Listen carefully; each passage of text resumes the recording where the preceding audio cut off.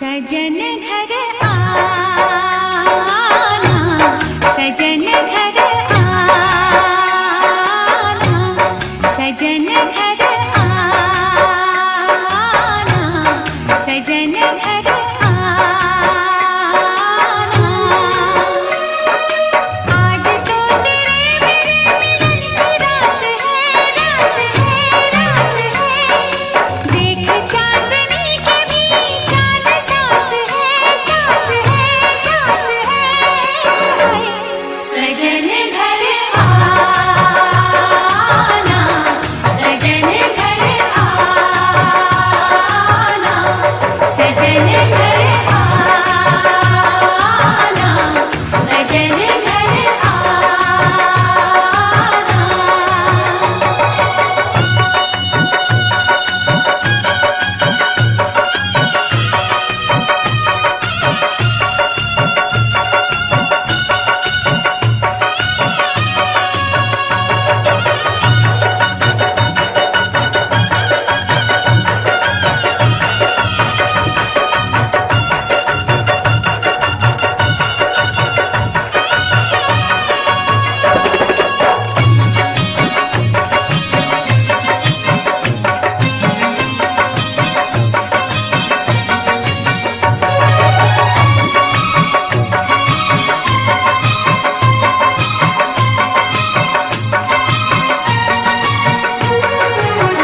घुंघटा गिरा के मुखड़ा निहारूं, मन मंदिर में तुझको उतारूं।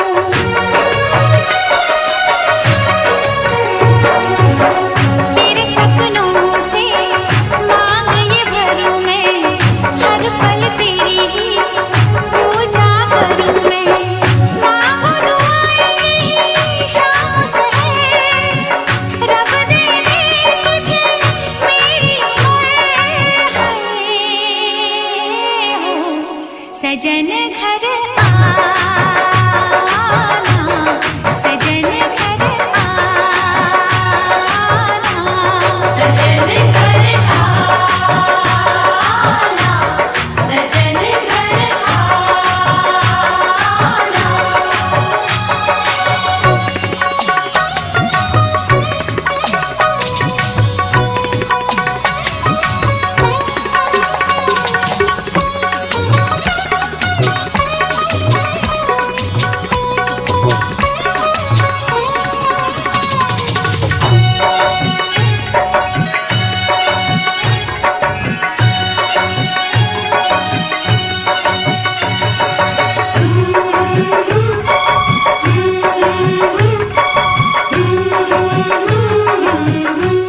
सजन घर आया,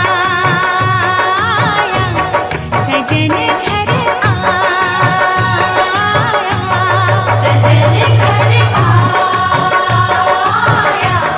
सजन घर आया। आज है खुशी का दिन, आके गले मिल, गले मिल, गले मिल। कब से बेकरार था मेरा प्यासा दिल, प्यासा दिल, प्यासा दिल। हाय सजन घर आया, सजन घर आया, सजन घर आया, सजन घर आया।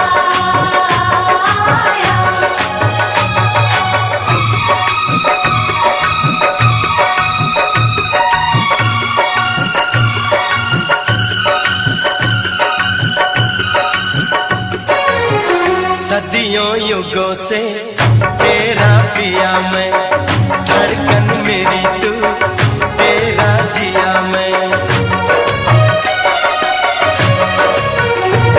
ओ इस धरती पे जब जब आऊं मैं, तुझको ही अपनी दुल्हन बनाऊं मैं। अधरों पे मेरे तेरा नाम पिया, मेरा नाम तू शाम पिया हो। सजन घर आया, सजन घर आया,